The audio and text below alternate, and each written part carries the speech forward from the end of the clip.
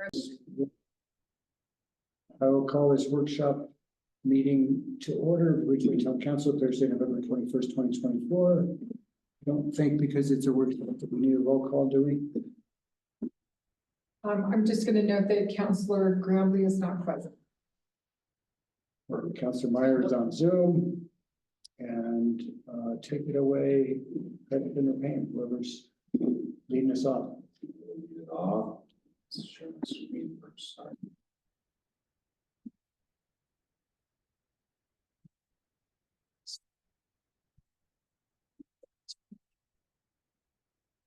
Right. So this is one of the last or the last go based on the schedule, the calendar that we have in place this year and have had for the last several years is the process we follow. The last go to look at the budget and make modifications in preparation for the next fiscal year. And we're in a workshop type setting. This is the agenda for this evening. I'll give an overview of the adoption process. So a few more slides.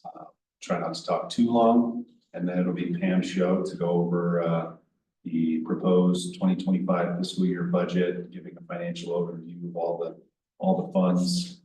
We will maybe in pieces throughout the meeting follow up on any directions or requests for information that you all have asked for, and then we will finalize the capital project lists and special projects for 2025, which overlaps with the review and direction on the strategic plan, number 4 there.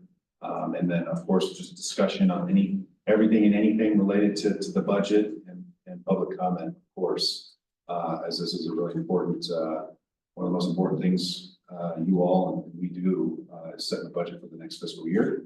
And then number 3's final direction for preparation of the budget as it relates to the community grant program awards, more specifically the recommended amounts, and hoping to have members of the ad hoc review committee here shortly to talk to the recommendations in case any questions or requests for more information come up. So the purpose of the budget document, I know a lot of you all know this, just it's kind of the same as it ever was kind of deal, but the purpose of the document is to meet legal requirements, and it states projected revenues and expenditures, and then it prioritizes objectives and establishes a work plan for the fiscal year. It's not the only mechanism for establishing that work plan. Of course, you have the numbers there, and then we have the strategic plan to accompany that. I will not read this. This is an excerpt from the charter, from the Town of Ridgway's charter. Article 9, Finance, lays out that an annual budget be prepared and presented to you all by a certain date. And then it has to contain a certain amount of information, which is not unique in any way. And then it has some information that governs adoption process. And happy to answer any questions about that, but that can be found in the charter. Gone over it a number of times. This is the timeline that we followed specific to this year. We started back in August, early August, with making the materials for the community grant program available. That was August 1st. Applications were due September 16th, so that was a good 45-day period.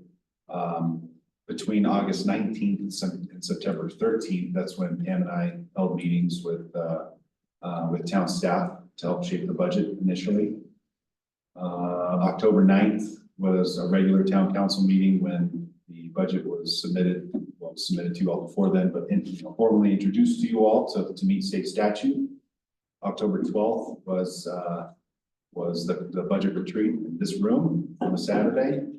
November 12th was when the ad hoc review committee met in this room to collectively review and make recommendations on all the submitted community grant program applications.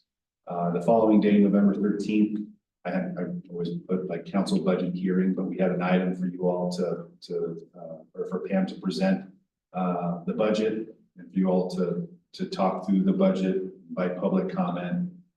Just another forum to to talk through everything in preparation for getting the budget in place.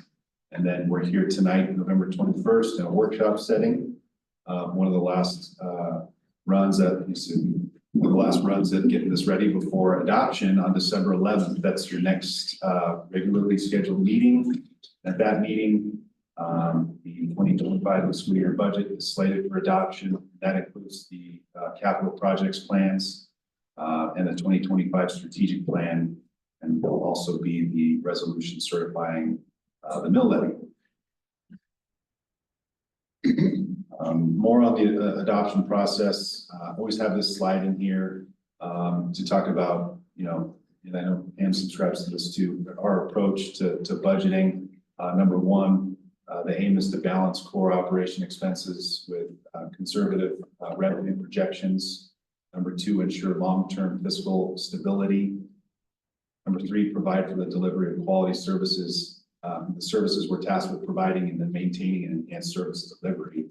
And number four, and I always underscore this one, establish reserves necessary to meet the known and the unknown future obligations, because you never know when there's going to be a really rainy day. And the joke is we had a really rainy day and we're in the middle of navigating something that has hit us pretty heavy.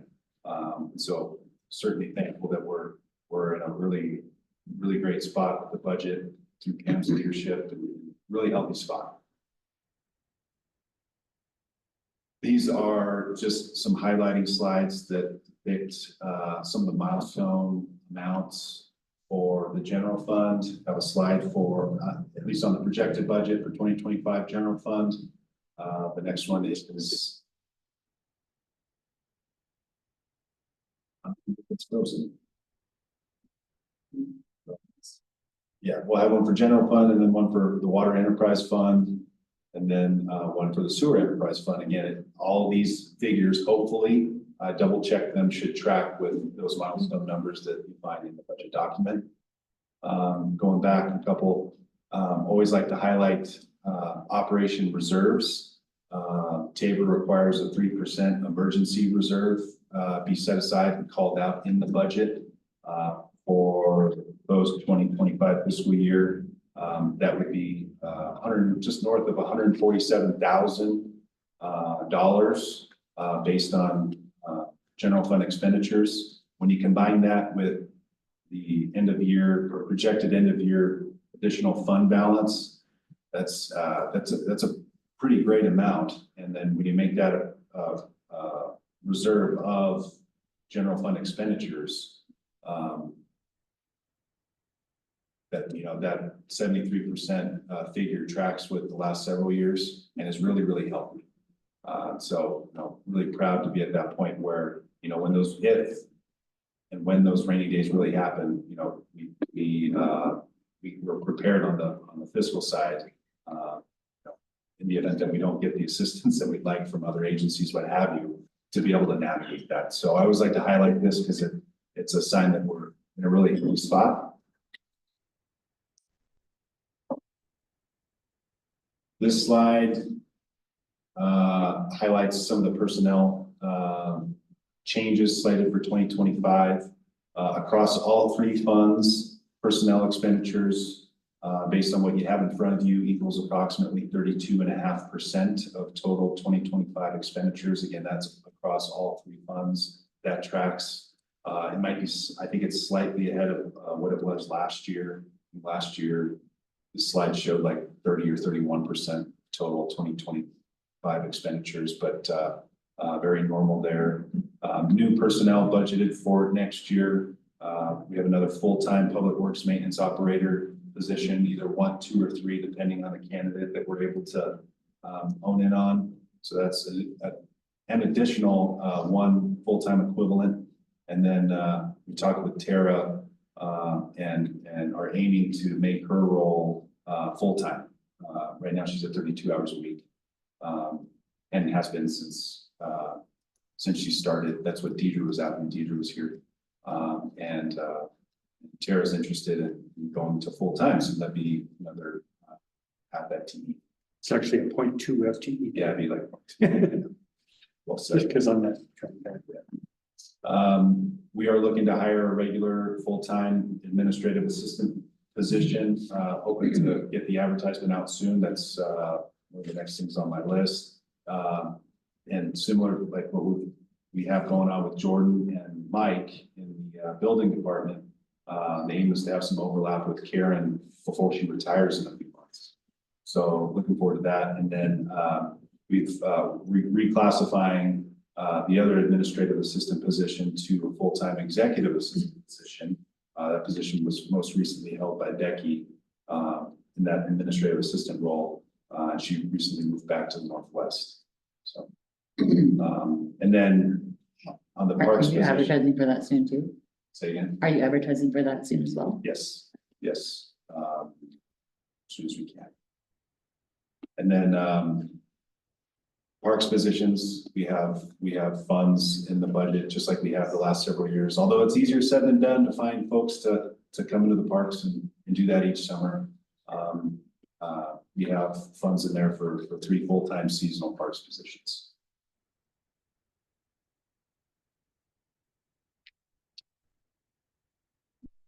Revenue projections and trends.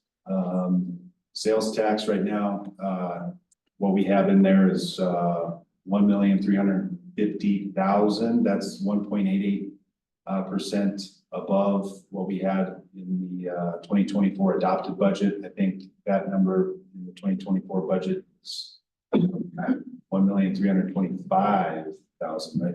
And regardless, that number proposed for 2025 on the revenue side is nearly a 20% decrease from the 2023 actual. And the proposed revenue is 385,000 under estimated year end for 2024. You see that number, I don't have it in front of me, but 1.7 something. Right. Which I think tracks or maybe is above what we were talking about or kind of thinking it was going to come in at during budget retreat time. Yeah. So I mean, great stuff. And then it's 25,000 over the 2024 adopted budget. So just some data points. I will not read all this. This is just some. I always find it interesting to check out what the chief economist and his or her team at the legislative council present quarterly, and then during budget time especially. This is an excerpt from that forecast, really centered on U.S. economy and what they project to happen, which is, I think, helpful for you all and us to help inform our conversations for budgeting for next year. A little chart with sales tax revenue 2024, you see in gray because that's estimated year end. The orange is actual, blue is original budget. You can see what the estimated year end for 2024 slated to be highest ever.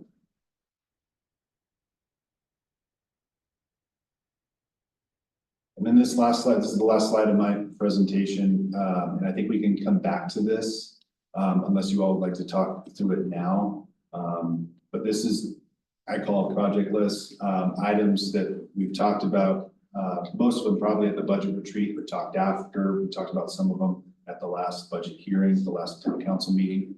These are the items that are not included or accounted for in the budget or in the strategic plan. Now, that being said, certainly could we have not captured something correctly?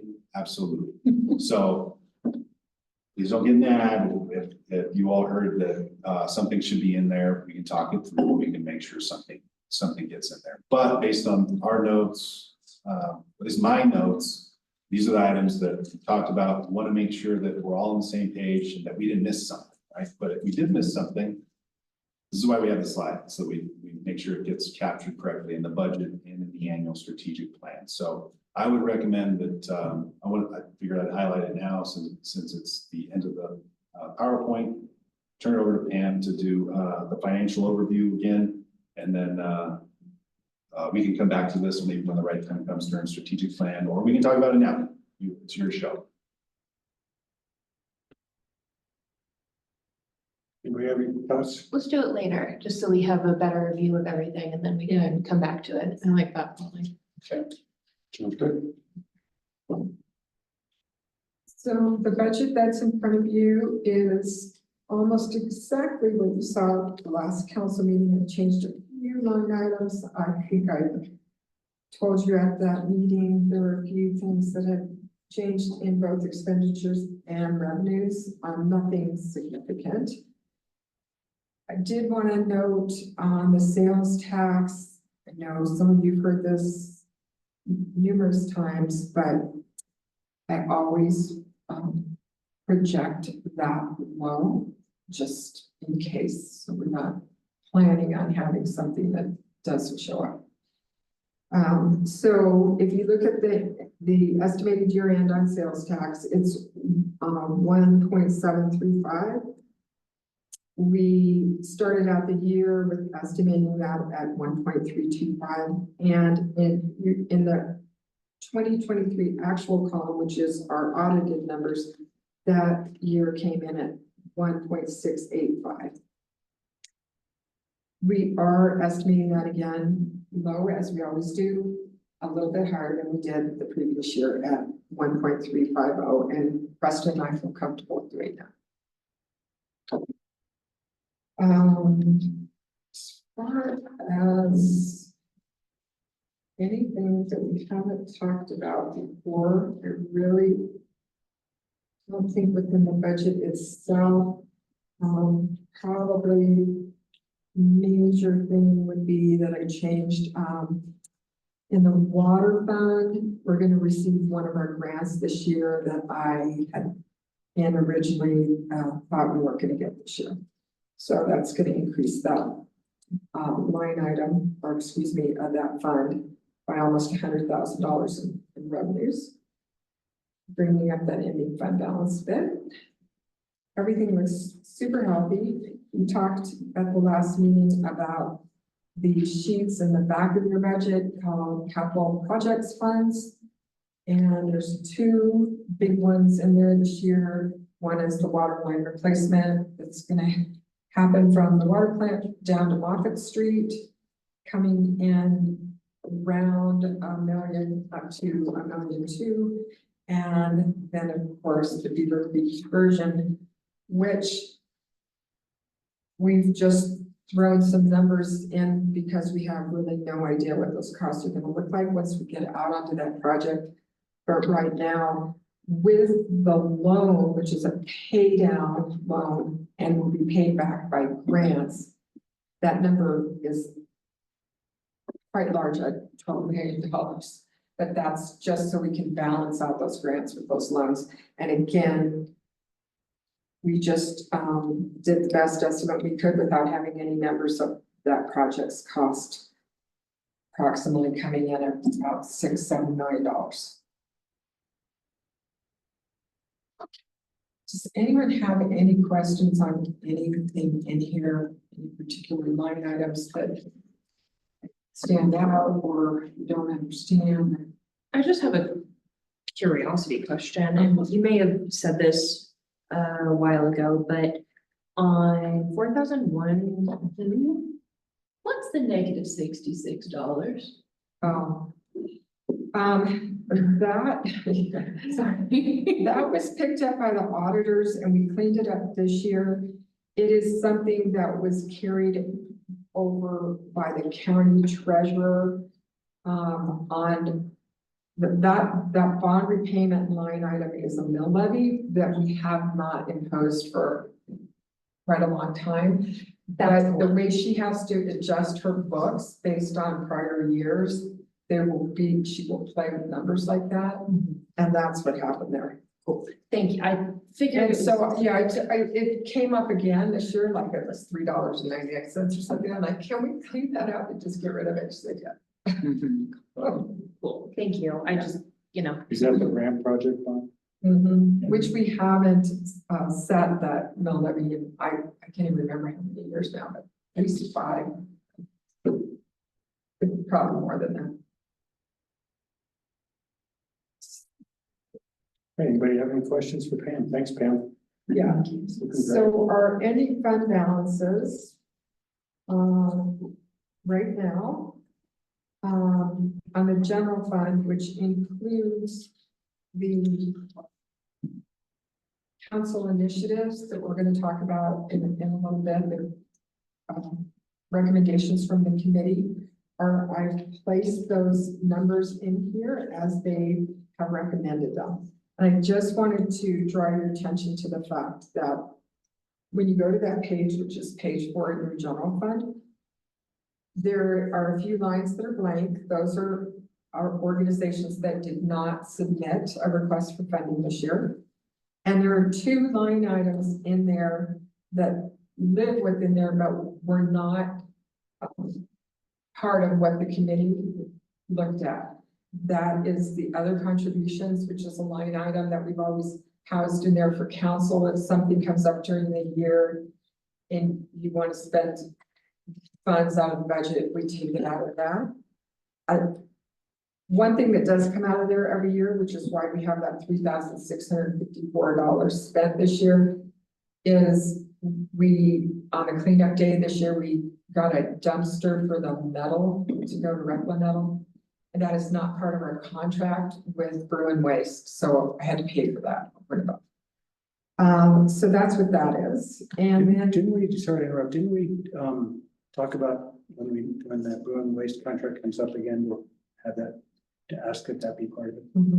we did, we talked about it, Okay. but that doesn't come up for a few more years. Yeah, we'll have to be like another year and a half now. Okay. Okay, that's what I thought. And then the other thing in here that was not put through the committee, and I'm doing it in the same way we did it last year, is the student scholarship at $1,500.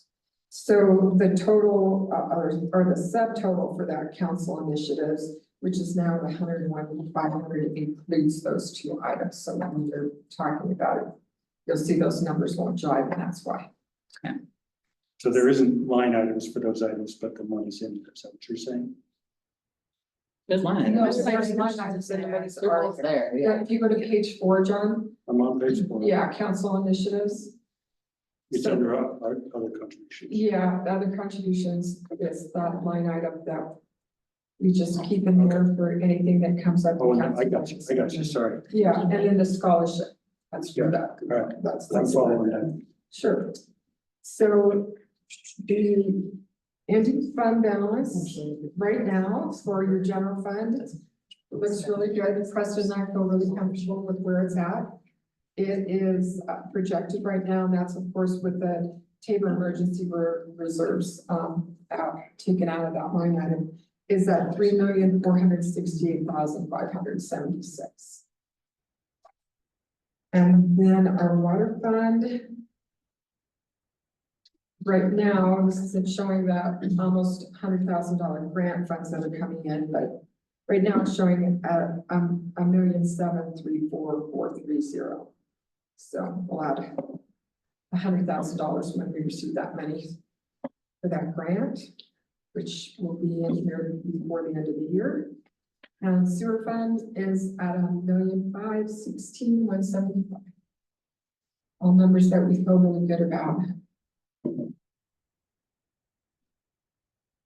Great to me, thank you. Any questions from council? We'll go over those, council initiatives in a minute here. Okay. The 5-year capital improvement plan, we discussed at the last meeting. I cleaned it up a little bit and put everything that is that's already embedded in the budget, in one place on the document. And they show the line items that they are embedded into next to them, and the total of those expenditures for each fund. So we have in the 5-year capital improvement projects, expenditures in the general fund of $760,647. And the water fund, $116,667. Now, there's 2 very large amounts in there, but that is the 2 projects we just talked about. the Beaver Creek diversion and the water line replacement, and those are being paid for by loans and grants, so they aren't affecting the fund. Having said that, there will be effects to the water fund for the Beaver Creek diversion when that loan payment starts kicking in, which is 3 years out. 3 years out. And news on that, the CWC before, I was telling Polly, approved our loan applications this morning. Cool. Thanks. Good deal. And then our sewer fund, our total expenditures from the 5-year capital improvement plan is $396,042. $100,000 of that is actually going back into a holding account where we're holding reserves for plant improvements. Any questions on this document or the 10-year? I have a question, John. In the last town council meeting, you presented a letter from Mountain Town 2030 for a request for a charter. I forget exactly what it was called, some sort of a unique membership. Founding member, yeah. Yeah, would that be in the council initiatives, or is it with the, if we were to consider that, where would that be compartmentalized? If It's a you good question. We didn't, If you consider it for 2025 and have that discussion, we can take it out of that line item. It is not in the budget because I didn't have a dollar amount. And I think I forgot to put it on that slide, so glad you brought that up, Terry. yeah, and I haven't gotten through to Chris yet to ask whether he would allow us to pay less as a much smaller community, so I can reach out to him about that as well. Yeah, it feels like we can't make a decision without knowing that, because that's a big ask for a small community. Yeah. Yeah, I mean, Are there- my impression that we could less, like maybe even half, just based on the size of our community. Yeah, It's the same price I was as gonna, the city of Aspen. yeah, I was gonna suggest like 3,000, so, yes. Is council generally supportive of supporting them if we can come in at a lower number like that? Or you want to talk about it? I think if it's a lower number, I would be happy to. I think even less than 3 in terms of like community size, right? Yeah. Because we're drastically smaller than every other community contributing to that, which means our tax base is drastically smaller. Do you suggest I go look at the 2,500? Yeah, I mean, whatever people think, but it just, Yeah. you're comparing like Aspen's tax base compared to our tax base. It doesn't seem right that we're paying. Well, But- Aspen's actually not one of the, Aspen's not one of the. Or, sorry, you said Aspen, I said Aspen, but I don't remember exactly, well, I just had that. Park City, Jackson, I mean, it's communities that are similar to. Well, the Also- Park City's 8,000. Also, the difference between, hills. if it's really an issue about 2,500 versus 3,000, I don't care. Yeah. $500. Like, that's not break, like, a Not a break. transfer The value. other consideration, just as a small detail, is the cost to participate in the conference this year was $400 each for us. And so they're giving us 4 of this, that's $1,600 embedded in that price. Another thing to think about is CC4CA and other organizations like Region 10, CML. Our contributions for those are always like much less than 2,000, CC per CA, it would not surprise me. 1,500. And I think CC four, C's 1,000. Yeah, but what I'm going to say is I would not be surprised if in 2025 that creeps up Yeah. Yeah. And somewhat, Region 10 is gonna go up, but they incrementally, not. Right, no, it's just, but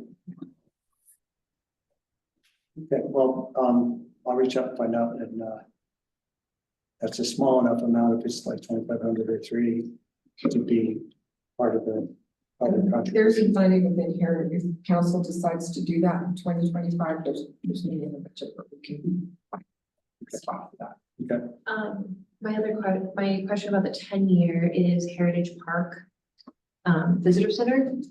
Have we talked to? Yeah, so I've talked to them a bunch. They definitely want to be on the 5-year plan. They would be interested in having the It's construction not- level On the docs five-year plan. highlighted, but I think it's on I the, think it's on the. It's on the 5-year plan under Heritage Park construction docs. Oh. it is, there's like 40,000 or something. Part of that process would be, there's. Yes, and I spoke with Sarah from McDevco, who's the president of the board right now, and with Ashley and They are 100% in favor of moving forward. I don't know if they were able to send you an email or not. I recommended that they would.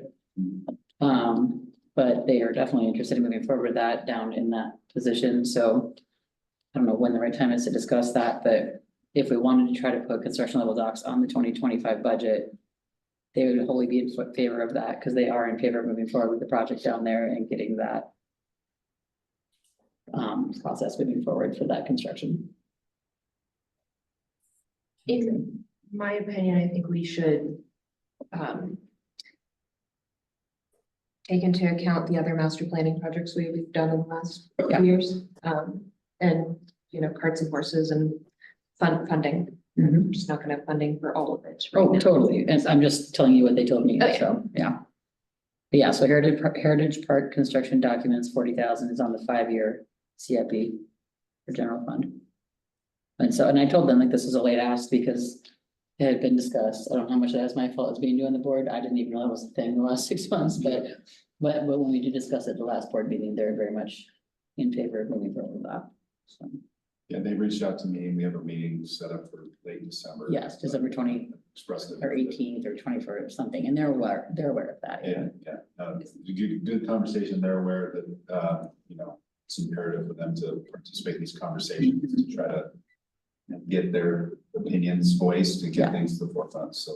And Sarah understood that it was probably gonna be a 26 budget process at this For point. those, for those construction docks, I know we've leveraged a lot of Main Street mini grant funds towards like technical assistance. Is that the same, something that we could look at possibly leveraging towards those construction docks? We can, we attempted that last year, that you're remembering exactly right. Colorado Main Street technical assistance to put it out an RFP. We didn't do that. The state did that. Comms did that. And over like I'm making it up, it was like a 2-month period. No one responded. It was just a little rough in terms of niche and timing, et cetera. So we can explore that, you know, for next year, if y'all are interested in getting that going for. I mean, I guess what I'm trying to say, we can explore that this year in advance of next year, but good memory. I totally forgot about that until you brought it up, and that's another great resource that we have for things like that. Okay. And then mini grant funds, we still have $20,000 remaining of our Colorado Main Street mini grant funds, which we are applying towards a mural. Yeah. Okay. Sounds good. I have a quick question. Your itemized breakout of the, what's it called? Just talk. Second, it's just there. Look, the line item locations in the general fund, you've got the main number, and you've got a list of various things. What's the main number? There's a memo that I use within our office. This is where everything's embedded in the budget that we work with. I just find it helpful to give to council. Yeah. So that you can understand when you see a line item is large, what's the meat of it. Excuse me, not everything in there, but probably most of what's in there is on this. I think that answers my question. So the totals under each of these categories don't necessarily equate to the line item that's on the budget. No, because there's gonna be costs that are reoccurring costs that would be in a line item. These are just things that are over and above, so that when we see those things come in and they're not a normal payment, we know where they've been allocated. They're the more high profile stuff, just to keep track. Yeah, Okay. I did it by accident, a spot check, like, but they don't equal, so something is different. That explains it. You know, I want to point out too to council that I did put money in one of the line items to replace your chairs and tables. You had asked for that. So that's embedded in this document. Thank you.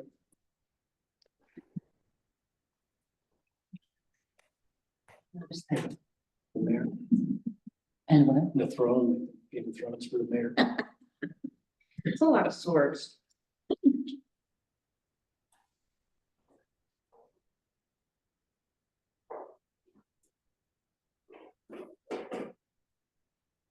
Do When we, you're looking at this document again, that we're talking about, memo of expenditures on consulting, CCS, that's Joanne, Consolidated Consulting Services. There's I think there's only one other that's not Joanne's initials, that's LRE. They've done reports for us before. We put money into the water fund for them to do a report for us.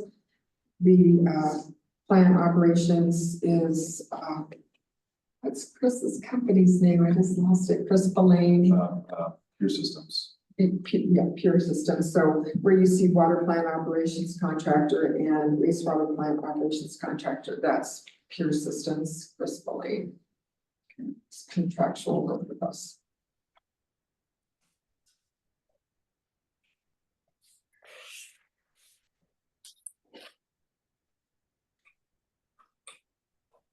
Down in the lower section of your stuff here, you've got your little document, Town of Ridgway memorandum. In 535 GU affordable housing, what is the housing needs assessment? Preston can speak to that. Yeah, the housing needs assessment is, we talked about it at the retreat, and I guess the main highlight, or at the last time I remember talking about it was at the retreat, the main highlight there is that as part of Prop 123 and for the town or any eligible organization or entity as part of Prop 123 to advance something within our jurisdiction, to be eligible for any of those Prop 123 funds, the town needs to have a housing needs assessment that's no older than like 3 years. I feel like I'm kind of making that up, but like it's something like that. It's, I think 3 years is that full. Oh, Aaron knows that. Needs to be recent, but I don't know the number of years. Yeah, Sorry. so it needs to be fairly recent, and we don't have anything close to recent. So I represent the town on the home trust, so we've had a lot of conversations over the last like 6 to 8 months about advancing a housing needs assessment sooner rather than later. And it was highlighted at the retreat. That's that line, or that's that project, Russ. Okay, yeah, sounds like a great thing. I wasn't aware of it, so good deal.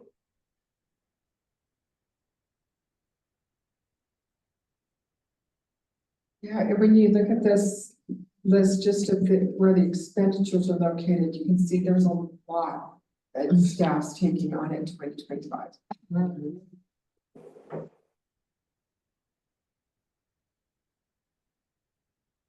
which is why we're happy you're adding an administrative assistant and things, right?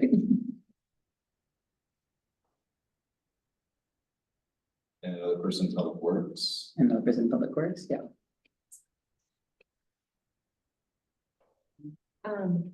For the Decker room.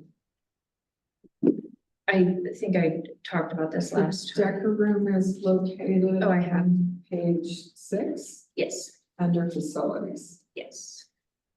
Hold on, let me go back up to the top because I was looking at the memorandum. 778 PO1. Let me look at this and then I'll ask a question. Actually, I have a weird question about the Decker room. Is there any way to insulate the sewer pipe that goes through there? Oh, We've been talking about it. Flushing. Yeah, I mean, I just, every meeting we have there is a little bizarre, for sure. we're like having dinner and it's It's pretty comical. You have no idea how many times John has. Yeah, every meeting I've been to, I they're keep like, someone meaning to flushed say the it, toilet. yeah. They assured us that there is an aftermarket installation we can put on the pipes. It's like pulling teeth trying to get it to tell us what it would cost and direct us where to go. We probably have to pay for it, That's fine. but it needs that. It That's definitely fine. needs that. But it is silly when you're sitting there. You're having a serious conversation. Please don't mention in the paper. I think it's hilarious. It actually. is. That's the Erie County Awards, Right. there this spring, and that was a highlight. I think it really puts you in the moment. So festive. It definitely makes So everybody. festive. But it's great when you're sitting there like, this is this wonderful building we. So did you see Decker follow the 175 on 770? Yeah, I do. I'm looking for something else now. Did you find it on the expenditure sheet? I did, I found it both places. I guess my thought is, I know that Tara is gonna come on more in a full-time position, up from 32 hours a week to 40, which awesome, love that. And I know that Ariel is 10 hours a week, is that accurate? Well, first of all, she's in a contract role. Okay, she's a She's not contract. a formal employee, but yeah, we had allocated funding this last year and it's carried over to this year. And we've even upped it a little bit for next year, just for some additional hours, if that's what you're getting at. Yeah. And she's in an independent contractor. Cool, she's in an independent contractor role. Yeah, I just, I think we doubled those hours. Yeah, I think what we did. Notes. What we did for 2024 is it was at like 10 or 15 hours a week, you know, as a starting point, something like that. And then, I think we did 20 hours a week in 2025. yeah, something like that. But Ariel ended up getting a lot more hours than what we budgeted because of some of the circumstances. Yeah. Right? So even with Tara slated to come on at 40 hours a week, I mean, the deck room still has a need to be you know, manned more. Yeah. And Ariel does a great job, so that's why we bolstered that number when we had our budget meeting with them, or Tara, a few months ago. it was, So Tara's salary is not contained in the Decker room. okay, It's with the administrative wages. okay, great. And since Ariel is a contractor, she is contained in the Decker. Decker Community Room. Okay, yeah, I just know the amount of hours she works and the amount of hours we had budgeted for, and those two things are very much not lining up. And I just want to make sure that as a creative district and a creative community, we are valuing our creatives and making sure that they are able to live and work here. Absolutely. And especially with RIF that just happened, that had 4 times the amount of, it like went up 4 times from the year In terms before of in terms of attendance? attendance, is that correct? I don't know, exactly. It's hard to track because we didn't, we used Film Freeway for tickets this year. We had passes, we didn't have passes before. I will say that between film entry fees and the actual ticket fees, we raised more than $10,000 this year, which is way more than we ever had before. So Yeah, and big amount that I think needs to be recognized in future budgeting for the Film Fest. Yeah, absolutely. And something I'll say there is, you know, Film Fest seems to have gone to this like different level that it hasn't before, that we haven't budgeted before, and that we haven't really talked about.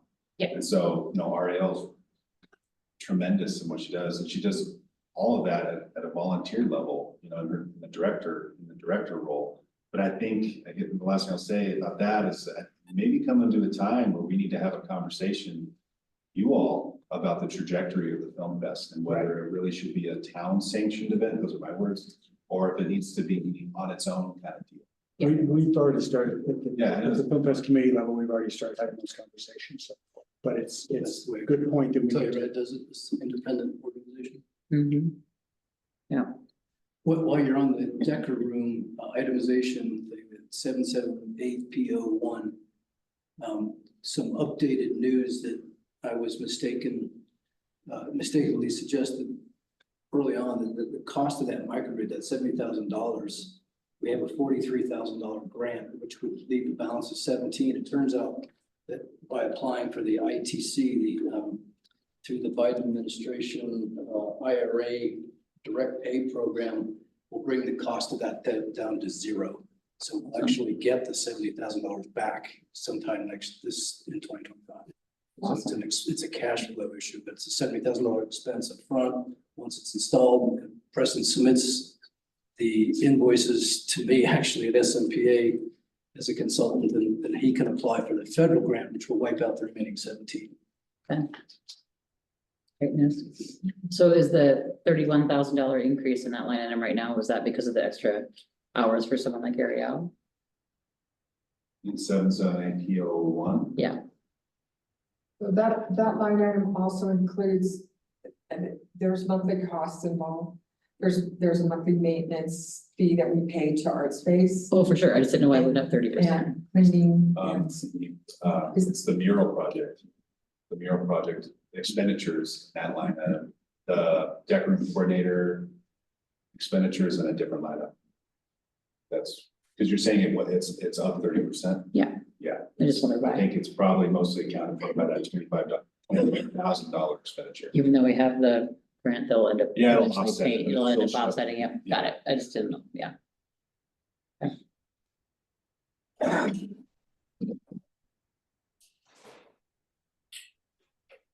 Oh, are the IT services better since we switched? Are we happier? Oh, yes. Cool. We're very happy. Cool. I was assuming we would hear about it if we wouldn't, but you know, I have to ask the questions. So much better. I have just a communication question that maybe is part of strategic plan stuff, but one of the things we had talked about when we went to the voters and asked for the money for affordable housing was doing some sort of accounting that where we could publicly reach out about what we specifically spent that tax money on. So as I'm looking at this, on the 535 GOO line, looks like we estimated we'll have spent 41,000 by the end of this year. But that would be one of those things that would be awesome. And I know staff has plenty to do, but reaching out with what we spent on would be awesome. That was given to you at the retreat. I went all the way back for all the years and I showed all the monies that were spent by each fund that were spent on with yeah, sorry. I missed Can you it. see it again? No, it's actually more of a public communication piece on the new tax. That's what I'm saying is whether that's social or some sort of. I just sent that to the newspaper last week. Sweet. She didn't really ask for it, but she was writing about something else and I gave it to her. Great. That was just one of those things. Well, there you go. It was Leah. Yeah, Yeah. but you're just talking, just to make sure, so you're just talking about some sort of. Some sort of- Campaign around. Here's where your tax money. Yeah, here's where this increased, you know, came to you and we asked for money. Here's what we did What with did it. we spend it on? Yeah.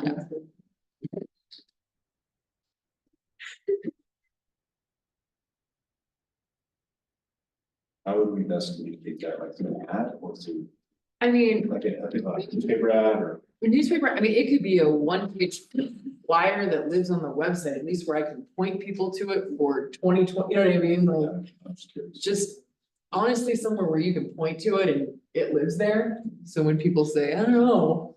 Right. The social media posts are great, they go away, it's same with the ad, but a place where you could kind of, Yeah, simple. I remember how the Jay and Jackie stuff was, the ads from Jay and Jackie Lauderdale, those were super effective. yeah, and I think publishing it, you know, if you made a PDF, that maybe could go and be that ad, and then you don't have to do two things. But that's kind of one and done, you know, if you miss it in the newspaper. But that way at you least don't you have can- it on the website. Well, yeah, at least point people to it, because we did go and we asked for money. And it's gonna be a continuing piece. Also, or, you know, all the things we're doing around housing, including the participation in the housing trust and make it more of a progress report or something. well, yeah, we talked about that at the last meeting to have, that internal, like on the website somewhere, like those types of things and, Oh, the original opportunities. stuff and opportunities. Yeah. Which I know is a lot to add to staff, so thank you.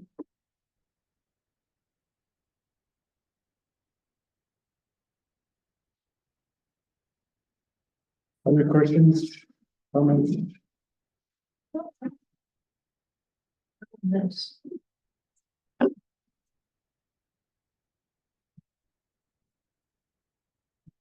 Thanks for everything. Yes. Are you so happy it's almost done? What's that? Are you so happy it's so close? Sorry.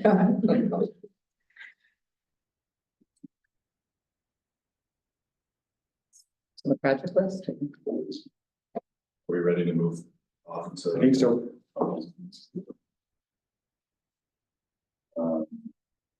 Would you say, Josie, project list? Yeah. Or, community grant awards? Oh, whatever. We got people here for. Yeah, let's do community grant awards, yeah, since Community people are grant there. awards. Thank- So huge shout out to Sue Bush. Take a bow. Michelle Montague, take a bow.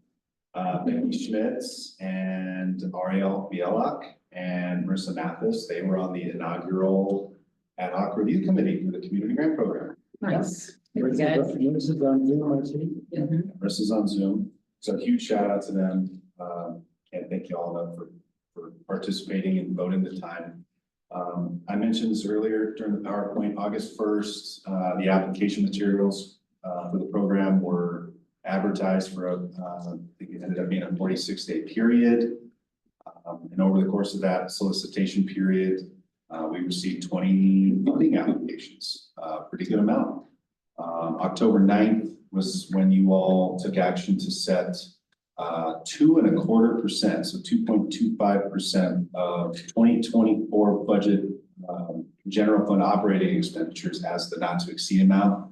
That came out to $92,200.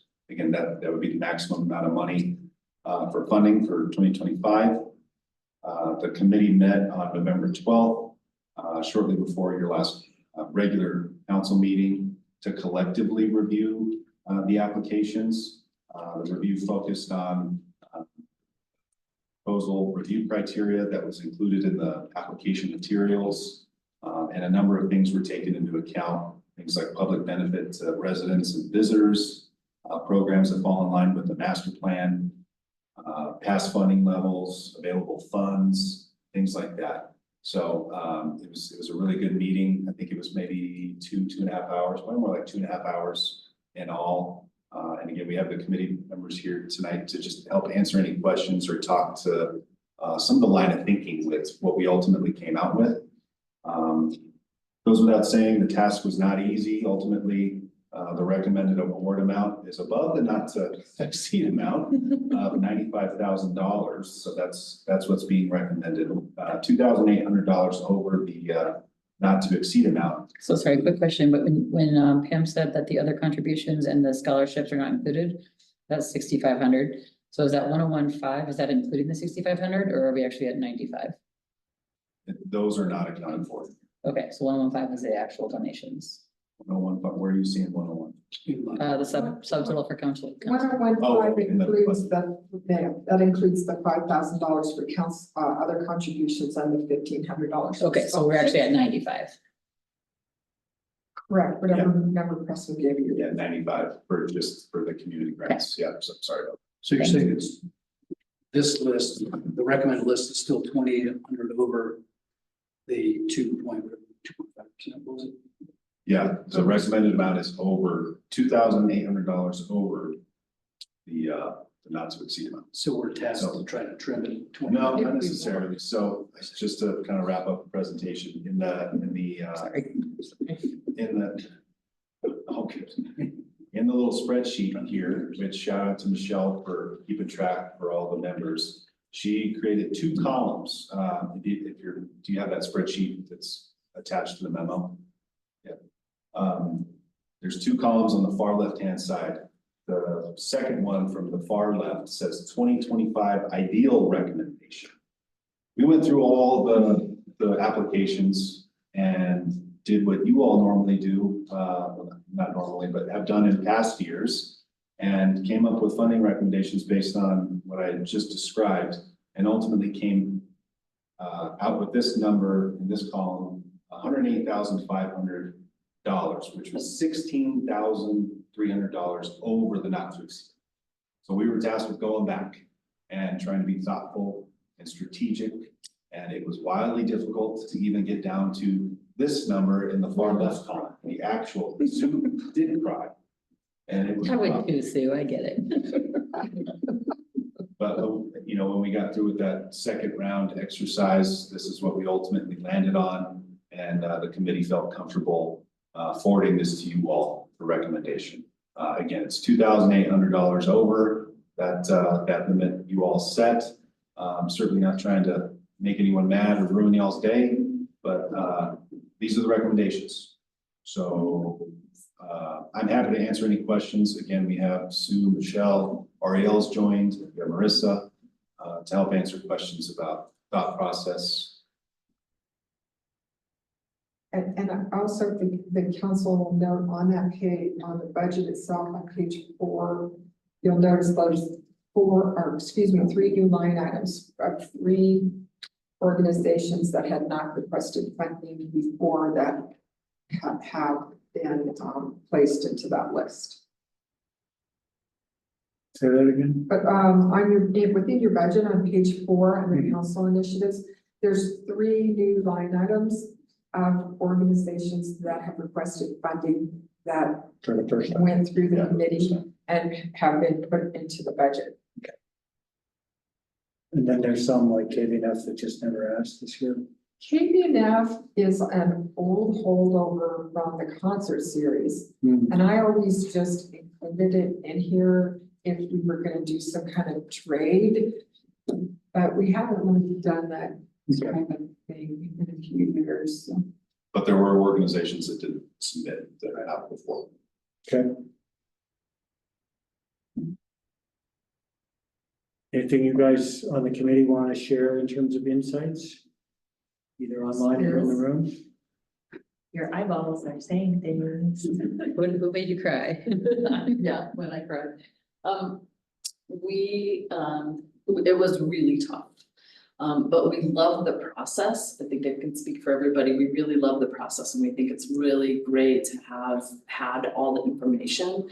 To be able to compare apples to apples and to have kind of the impact that a lot of the organizations have on the town. Though I was, okay, honestly, in this, I actually expected that the chamber would have to come as part of this list as well. And had we had part of that chamber funding, we could have funded every single request to its full amount. And when I got the background on a lot of the organizations and got to see the impact of what they spend on advertising, what they spend on bringing a tournament to town, or, you know, the presentation from specifically the track, and talking about the impact of those kind of things that are going to be happening into town, and baseball and soccer, and, you know, they all bring, not only Weehawken and Shermano and Ski Joring, but, you know, even the sports events, you know, bringing people to town and spending money on advertising, doing those kind of things. I felt like the chamber funding should have been part of this discussion as well. And like I said, for half of the chamber funding, we could have funded everybody fully. So just a consideration. Thanks. Thank you. One of the other points that's, Just so people can hear you online. Thank you. Michelle, one of the other points that Sue had made, that I don't think she made clear just now, was that the money that some of these organizations are spending on advertising, the chamber should be doing that advertising, but these individual organizations are having to do it because for whatever reason, they don't seem to feel like it's being covered. So that was also part of the chamber conversation. Thanks for that. Anybody else? Marissa, Ariel, anything to add? You know, I just, this is Marissa.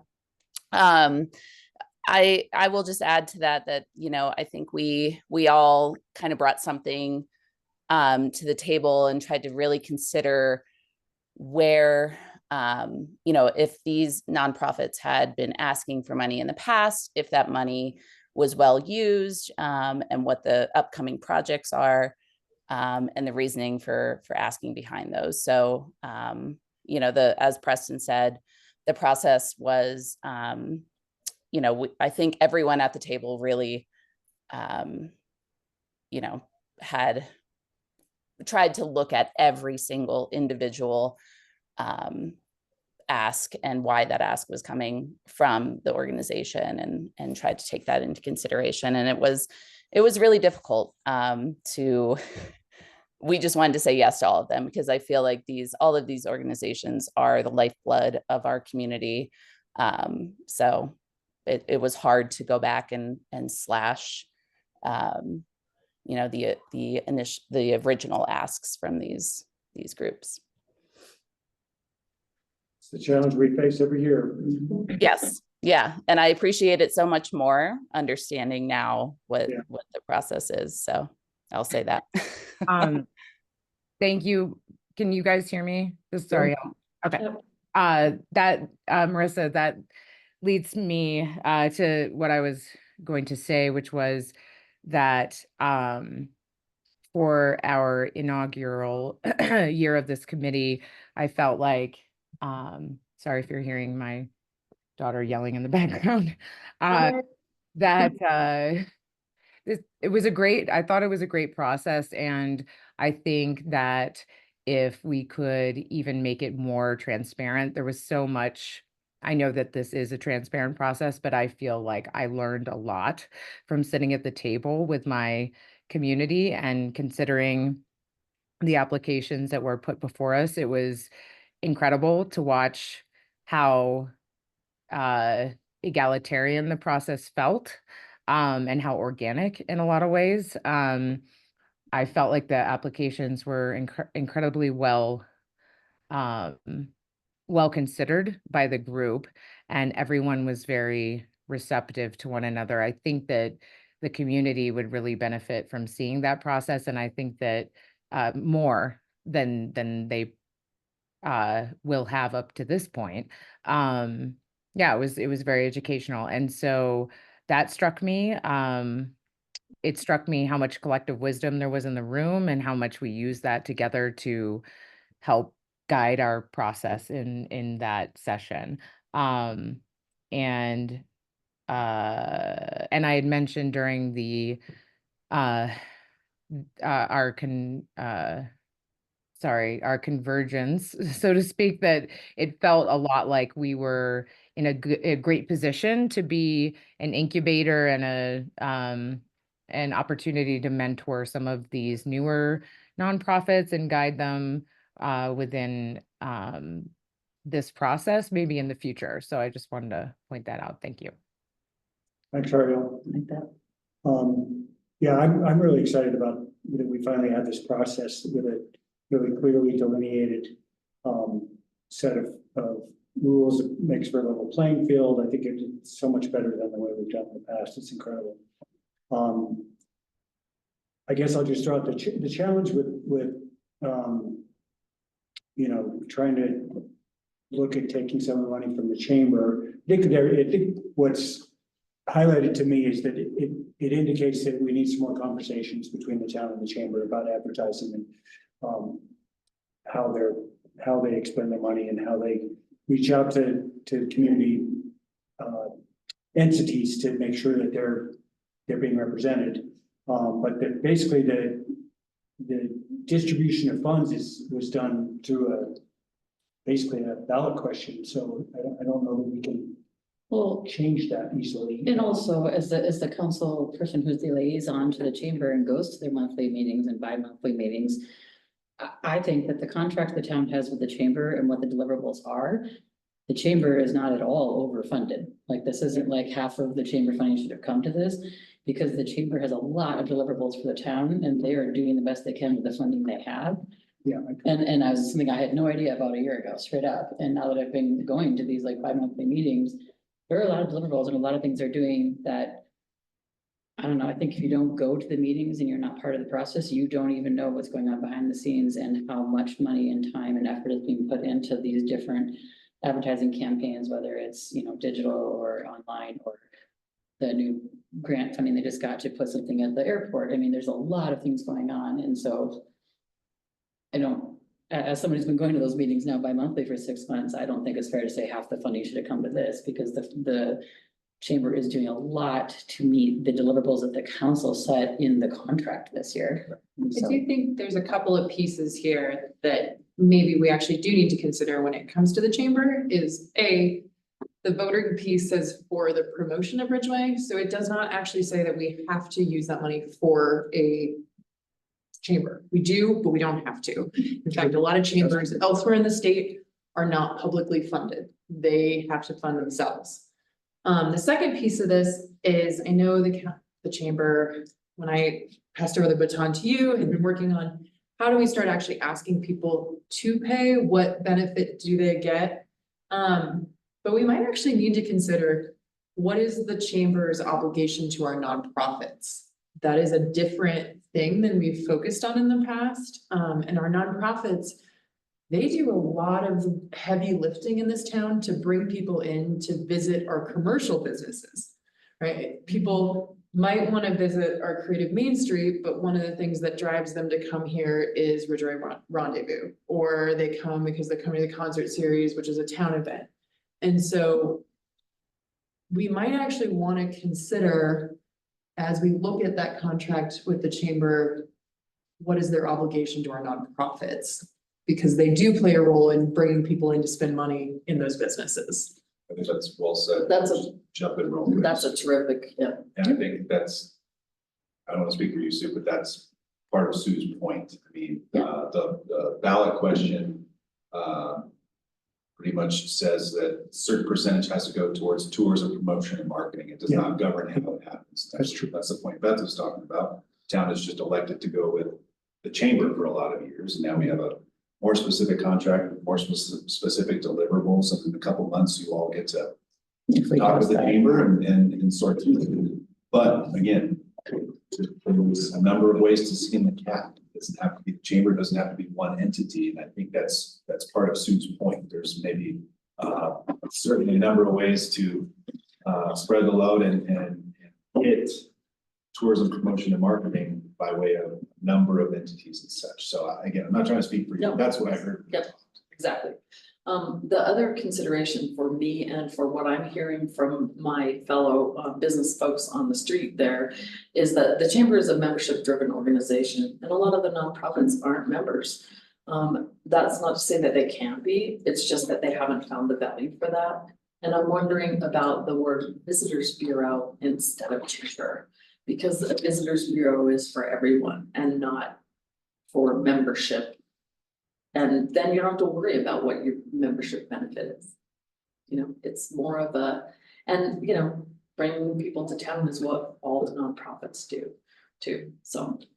Yeah, good points. Thanks, Sue. So I have a suggested reduction in contributions. I just got off the bat phone with the Ridgway Pickleball Club, and they're offering to remove $2,000 in the budget. Well, I'm glad you said that, calculations. because I was gonna ask if we were gonna wind up just passing the money back and That forth was my this week. application, and they agree with that. Okay, cool, Yeah. great, glad to hear from you. So. And for those who aren't aware, Ridgway Pickleball's offered to donate money for some of this. So in lieu of just removing that from the budget, I would like to suggest that we add it to the Eco Action Partner budget, which was dramatically reduced by 4,000 for multiple reasons. One, based on, you know, their support of our climate action plan, which is also woven throughout the master plan. But in addition to that, the SAB committee is going to be leaning heavily on them in the upcoming year to provide additional support to the SAB. So cutting their budget that dramatically, I would like to suggest that we take the Ridgway Pickleball money and push it over into Eco Action Partners. Just a tiny bit of insight into the eco action decision. That was based on the fact that the work they showed that they did last year, very little of it was in Ridgway and Ridgway County. They said that's their goal, but it wasn't happening. And so that was why we saw fit to cut that. I can And see that. before you add it to something, remember, we're over already anyway. Right. That's it. But Thank you for that insight. to counter that, the bulk of that work is a regional climate action plan. So which means like 85% of it, what they do spills over to all of the communities in that region. The Ridgway specific is a small portion of the overall effort. And I'm gonna add that I had brought up really wanting to look at, you know, going to some zero waste initiatives for concert series, and I know that Eco Action has now gotten a grant or has a new person who's kind of helping out with some stuff like that, and either I would like to, if we're not going to give it through a council initiatives process, it is a sustainability piece and there's some work that we could be doing with them. You know, I'm with you, Terry, but I think before we say just put it here, we would need to weigh if that makes sense. But I do think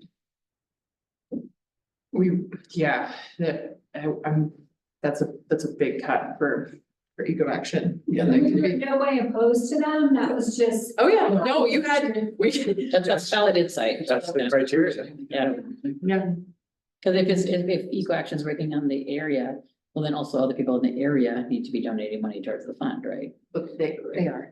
No, I know, I'm just, But proportionally, yeah. proportionally, yes, sorry, That was part of it. yes, proportionally was the word I'm looking for there, thank you. Yeah, they just took on Silverton and San Juan County, so they're expanding the regional climate action plan to a whole other county now. Now, having said that, we help get grant money to support that, so, you know, there's push and pull, but they're a fairly, aggressive group of young, energetic folks that are living on a shoestring, so, you know. Yeah, it's- I've been here in this room for their proposals most years and, you know, I always love what they're doing. It's just that that was the information. Yeah, that makes sense. No, I understand the reasoning. I really love what Marissa and Ariel said about like making these applications be more public or more visible or whatever, because they were a fairly comprehensive application and even like I completed one for one of these organizations and there's a lot of information that goes in there that I think a lot of community members would benefit from knowing and understanding about all the different organizations that are part of our community in a really cool way, you know, I mean, it's clearly the gamut of different things that we do, so. Oh, another important thing that I didn't say is that, so we live in a small town with all the members on the group. Everyone was great about recusing Yeah. when necessary. As you know, being part of some of these organizations, being on the board, or just being, you know, immersed in those organizations. So almost goes without saying, that Yeah. it's important to highlight too, that, recusals that happen when necessary. That's helpful. Thank you. Yes, for sure. We would assume in a small town, but it's good to know for sure. So it sounds to me like the main question right now is just whether we take that pickleball $2,000 and just cut it and get us closer to our original target, or whether on Terry's suggestion, we add it to the collections line. And I guess I'm just looking for opinions on that.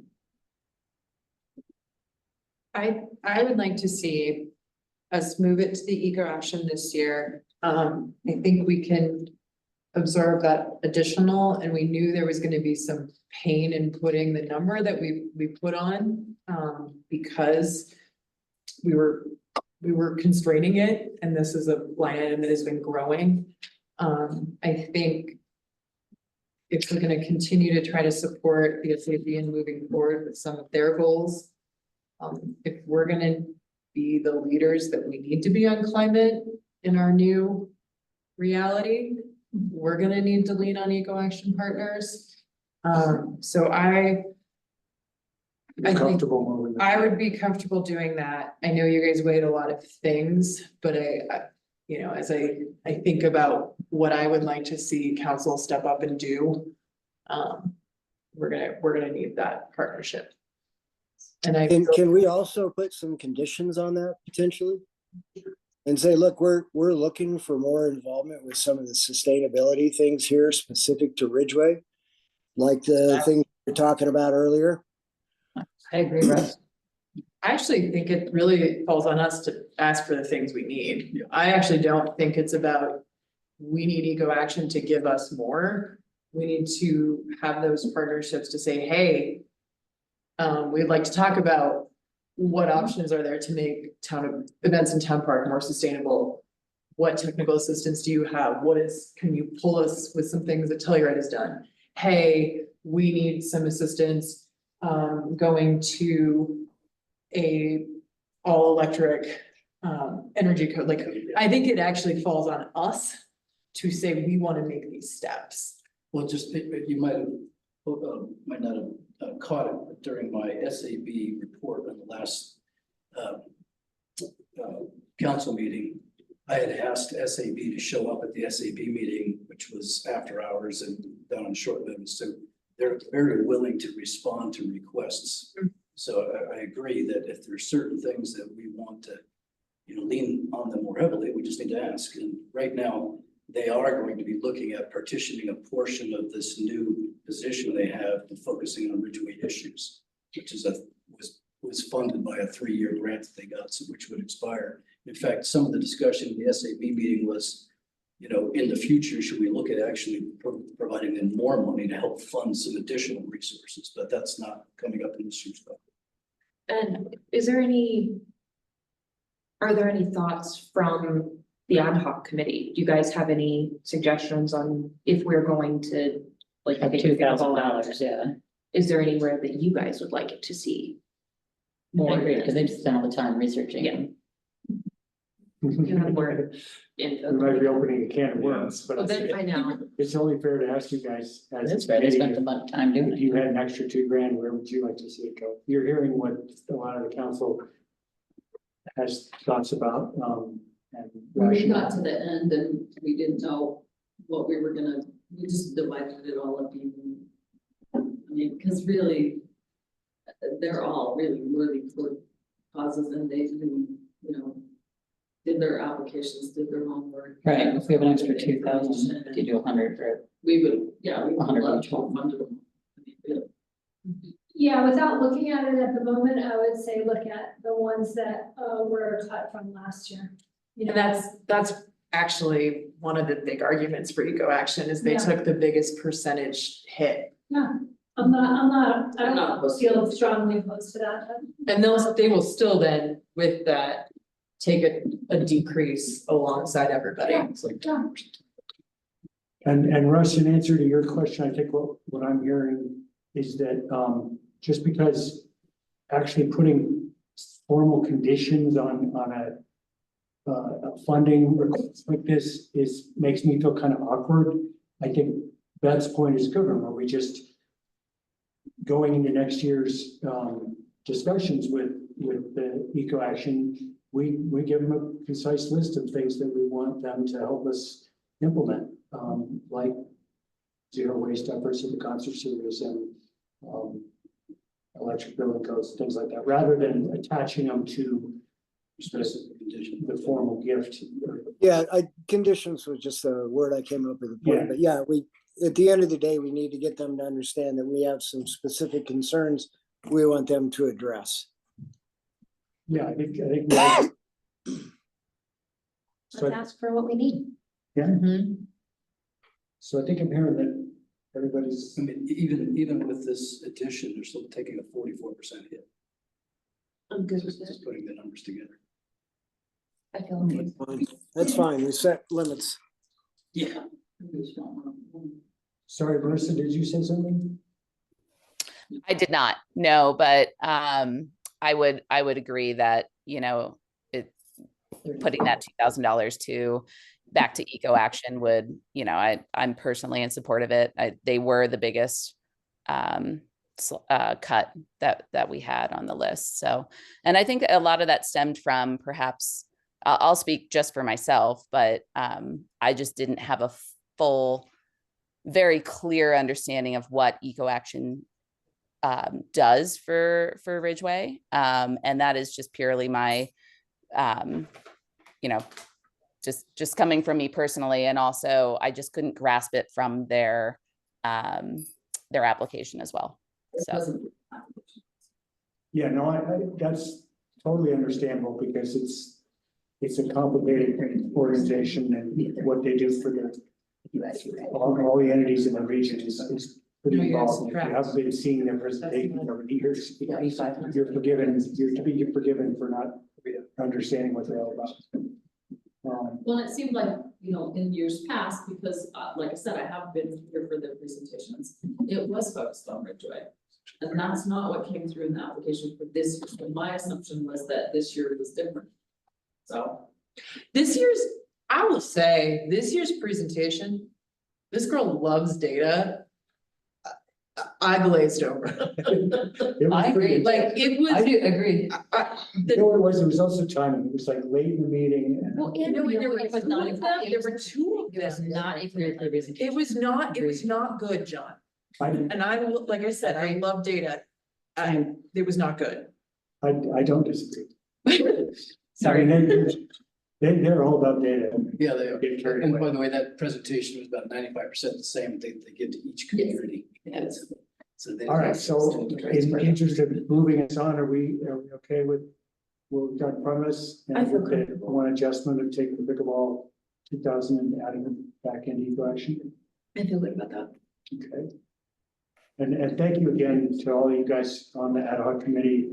That's a huge lift, a huge help to us, and really can't thank you. And I'm really glad to hear that you guys thought that the process was good.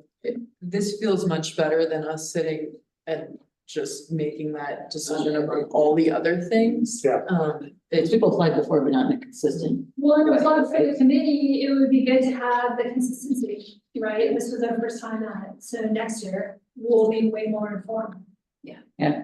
Maybe we can even, start our own process, I don't know if it's appropriate, but to give the applicants some feedback on their applications. And be like, That's a great idea. people actually partners, we didn't really see what you're gonna do for Ridgway, that would be an important thing to include in your application. Yeah. That's that. Well, I think we're gonna get the message just with the cut alone. Yeah, but again, that's not, but it wasn't like, It's just an example. Yeah, sure. I get that. There's other ones too. Right. Okay, Thanks. thank you guys, really appreciate it. Thanks, Marissa. Thanks, Ariel. Thank you. Thanks for being here. Yeah, thank you guys for involving us. We appreciate it. That with the rest of your process. Yes. Thanks. So that's a tiny piece. But important one. See you all at the Christmas party. see you at the Christmas party. And planning commission. Before Ariel leaves, I think we owe an amazing shout out to an incredibly successful film festival. I don't know if she's still online. or She's not. on. Thanks again, Ariel. You're getting a shout out, another one. So, I'm gonna bring up the PowerPoint again and come back to this, project. Sorry, It's okay, don't my, apologize. somebody gave us a cat and my kids are, it's a whole thing with a cat. Oh my gosh, just what you need. Yeah. It happened today. It was very exciting. Does it have something to do with it? I had nothing to do with the cat, but I did Experiences. see that it was there. It's very Well, fluffy. we just gave you another nice shout out, Ariel, for all your hard work on behalf of the film fest and what an incredible success it was. So thanks again, Oh, beautiful. Thank you guys. and get some rest. Okay, Even if it Turn involves a on cat. I'll go nap on the cat right now. Good night. All right, what's next, Preston? Yeah, this project list slide from the PowerPoint. I think we can talk about this in conjunction with the strategic plan, which, I wouldn't blame you too much if you haven't had a chance to, read through the entirety of the proposed strategic plan for 2025. There's a lot in there, as there always is. And, I think these go hand in hand because this project list slide is stuff that's not accounted for in that strategic plan and not accounted for in the budget. I said this earlier, but again, if you all are collectively agree like, oh, this was supposed to be in there, we're sorry. Not trying to, make sure that things will stay out or go in. But this is what I had in the notes, and now would be the time to, number one, talk through these if this is incorrect, and two, talk through the draft version of the strategic plan. And there's still more time to review that document. It's slated for adoption on December 11th, but even through the adoption process, there can be some final tweaks for it to be adopted. So hope that makes sense.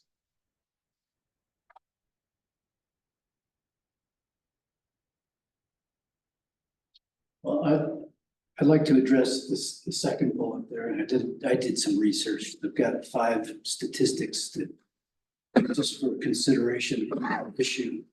When I believe the last time the stipends were increases in 2019, is that correct? Yes, they were increased right before I got on council, because I remember Eric and John telling me I was lucky. So that's just, yeah. So it's been 5 years. So the statistics are around that, just to support that issue, and I can offer a suggestion at the end, but here's some statistics. Since 2019, the median home price in Wright County has gone from 475 to 1 million, which is more than double. That's statistic 1. 2, the real estate taxes just in the last assessment of more than double. 3, the consumer price index in western slope of Colorado since 2019 has increased 50%. 4, the mayor in the town, the city of Uray, which has 33% fewer residents than Ridgway, has a stipend of $6,000 a year versus the stipend for the mayor here, which is $4,800. That's a 25% more than the mayor's stipend here. And 5, quoting our town manager, the sales tax revenue projected for this year is the highest ever. So those are just some fundamental economic statistics to consider whether having some form of increase in the mayor's stipend, and second to that, the council stipend would be warranted. If we were to suggest a 20% increase in that stipend, it would add a total of $44,560 to the budget this year. So that's a 20% increase, which would go from 22,800 to 27,360, which is less still than what the mayor would make in the city of Ray.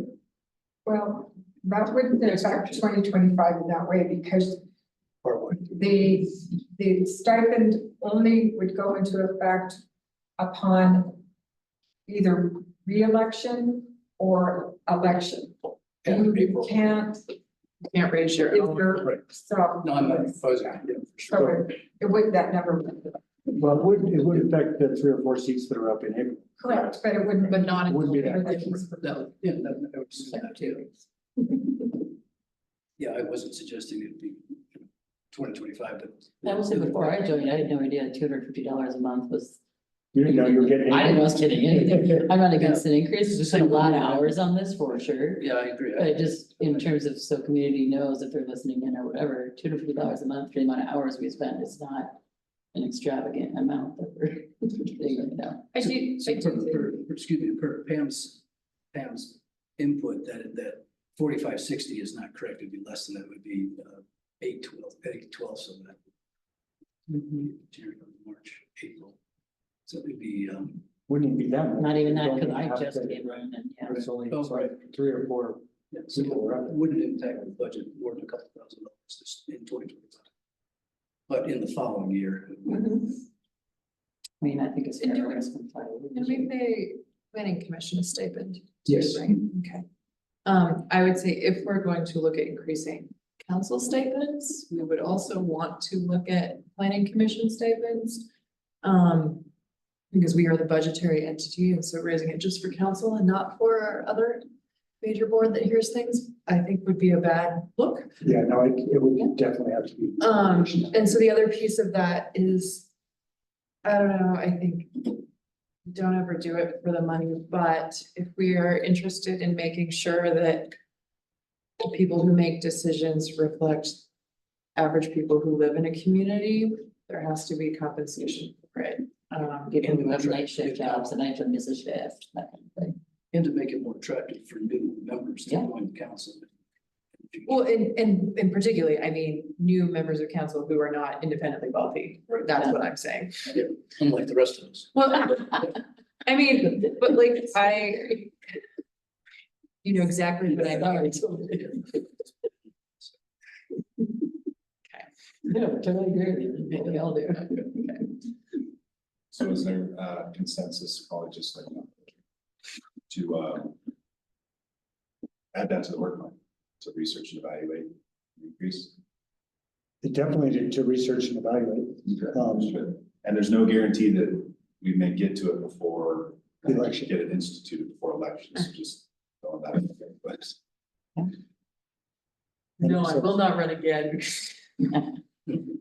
I'm interested about the first topic on there, the reevaluate fee schedule for use of athletic park pavilion concession area. Seems like a no-brainer. It seems like a no-brainer, like just from council discussion at that budget work session, it sounds like it wasn't a real reason $50 was chosen.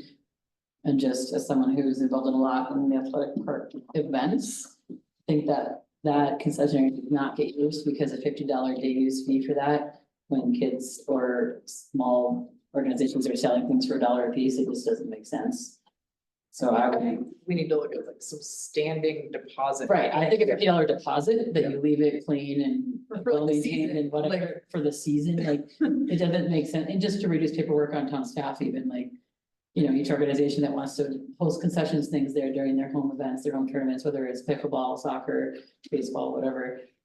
I mean, I think if we want that concession, that pavilion to be utilized in the way that the anonymous donor intended and in the way that would make sense for our community.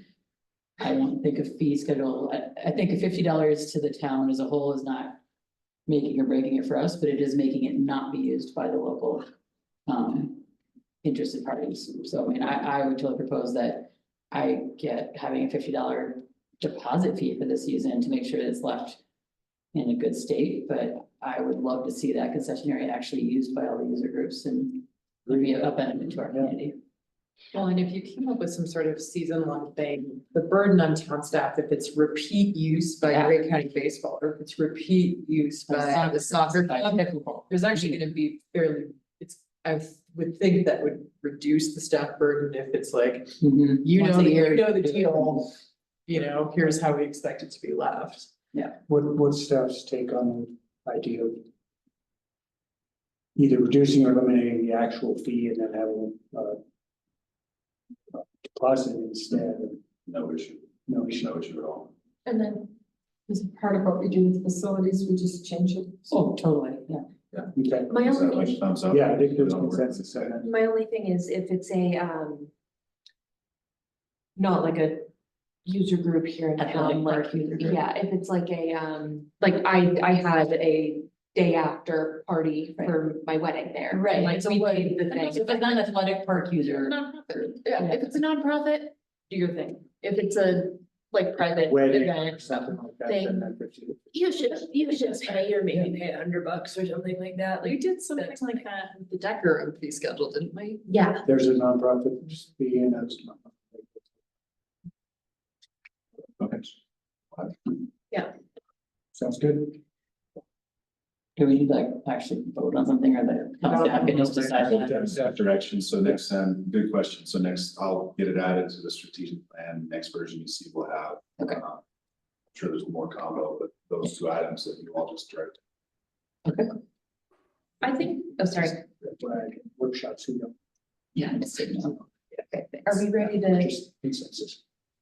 go into another one? Yep.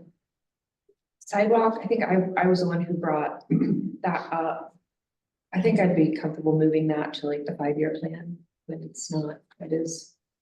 Are you talking about point four? Which one? The designing sidewalk construct. on Clinton Street near Ridgway Elementary School. Point four. I do think that it is important. I do think that that is going to be impactful, moving forward, and I am comfortable moving that to the 5-year plan. So we can save up, have Plan some, for it, yeah. so we can plan. I agree. Cool. I also think an open container zone is a good idea. Yeah, let's discuss that. I'm working with the, businesses over there. They're not looking exactly at an entertainment district, they're looking at, I forgot what it's called. It's something about how they can serve contiguous next to each other. There is a license that we already started, but they decided to wait until the other business that's going in provisions opens, so that it'll be completely contiguous. So that's probably gonna happen in the coming months. So is that, so we approved that contiguous liquor license and then No, they- it has to come to, we approved it. you Okay. did, For sure, no, they did not follow through with it Okay. because they wanna wait now. Okay. So it has not been issued by the state. Okay. Because they decided. And when that comes to that, is that one different than like a regular liquor license where normally we approve it and then they get to have it Or entity. pending the state approval? No, well, like I said, part of it's already gone through the process. It's a small amendment that happens to their license, and then it's actually an add-on to their license.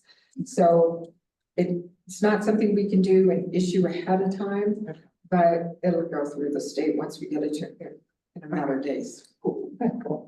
But they all need to be on board, and they all need to have an agreement together. They all have to buy it in the same agreement.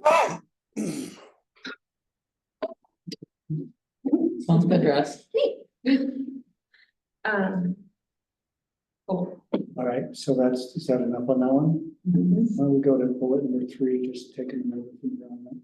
Oh, If that's okay. sorry. I Yep. don't, That's great. whatever. Yeah, that's all.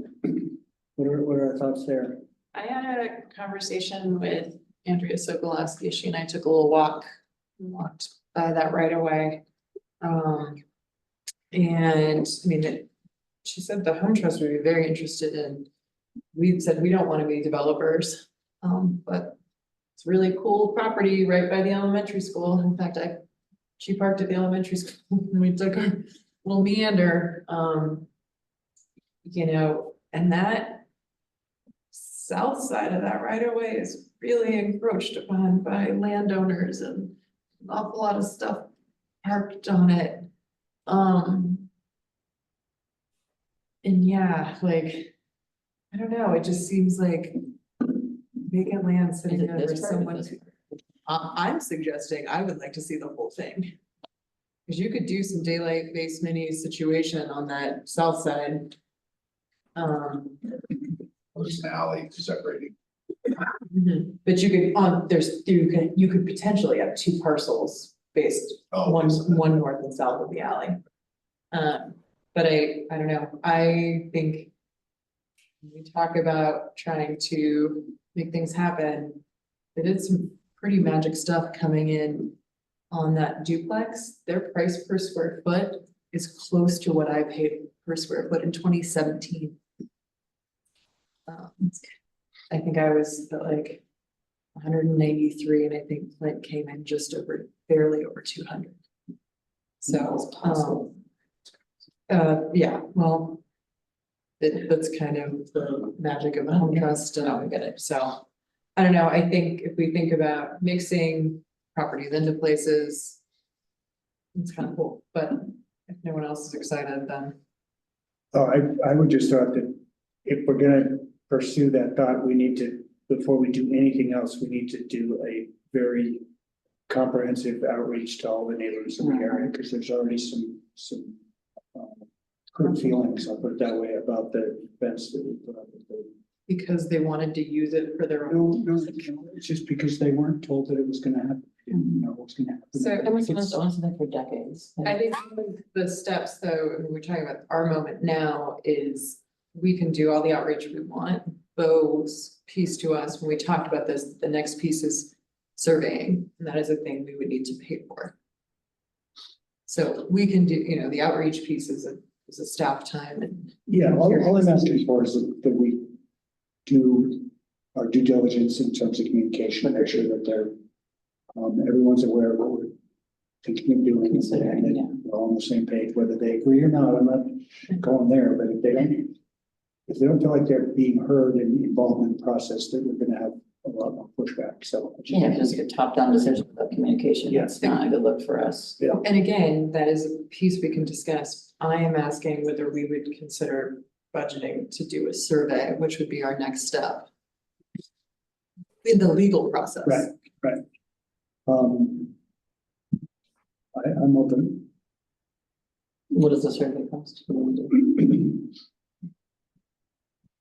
think it's gonna be, 2,500 to 5,000. yeah, it's not like, I just didn't. I mean, there's a bunch of stuff that we can add.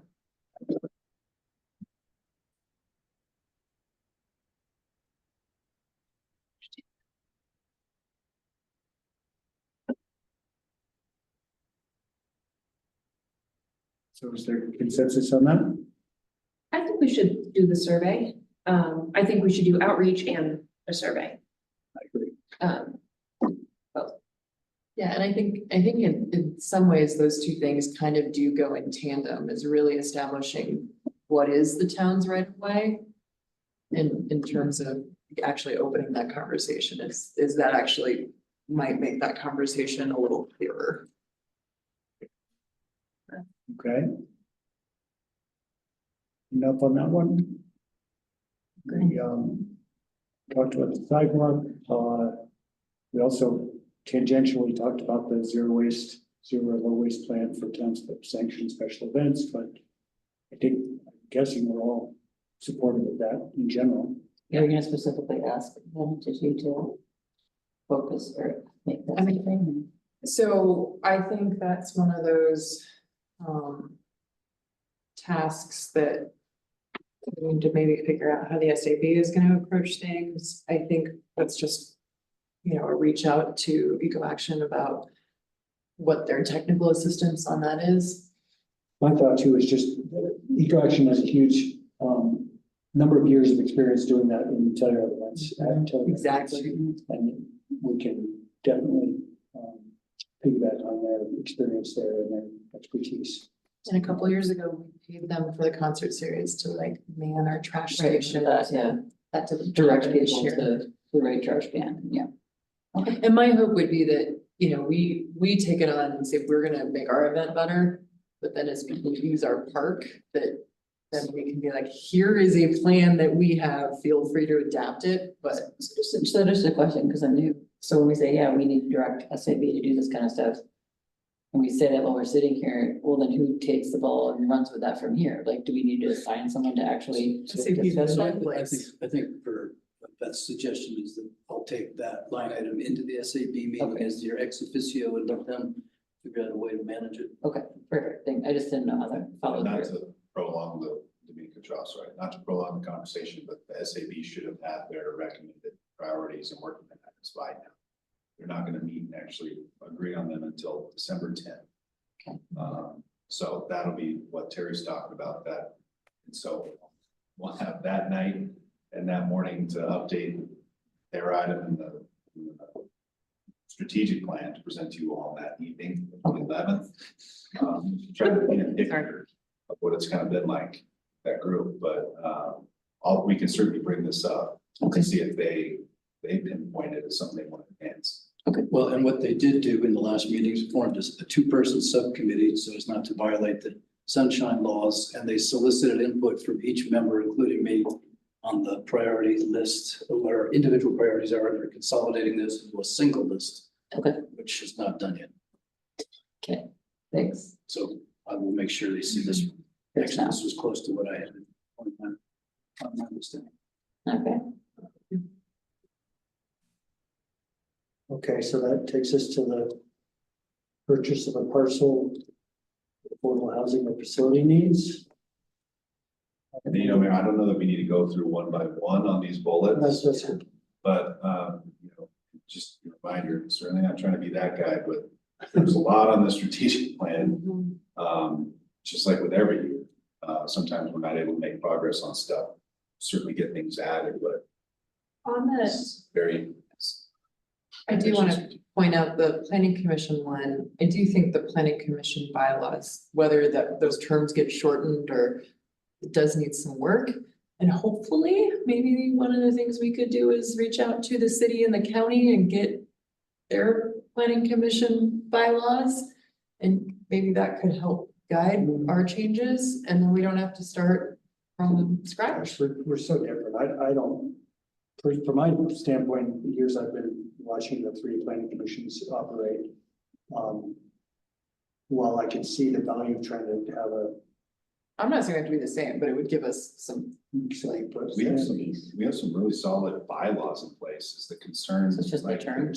what we have codified in the code for planning commission on terms. I just think of like.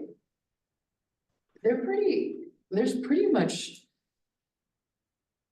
No oversight, like, you are on and you're on for 6 years and the only removal term is malfeasance, which is an incredibly high bar.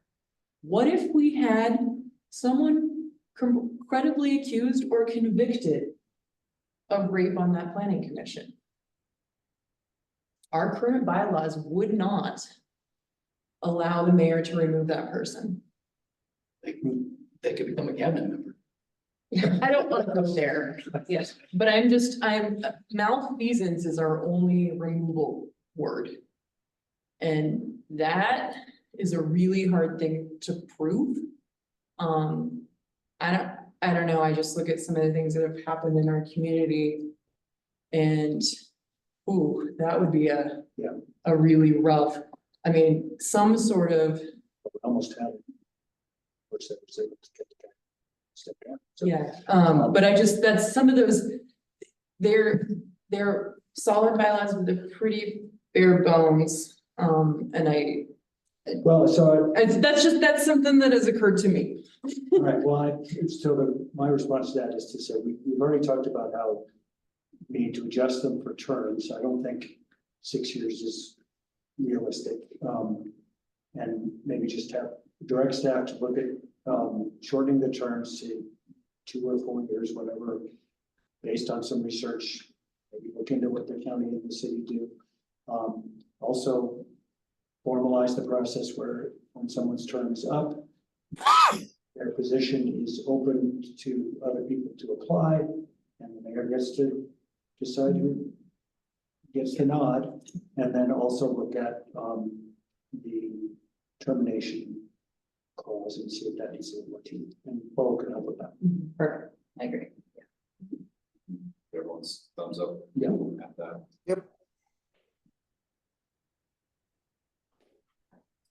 So yeah, I think that's it on those.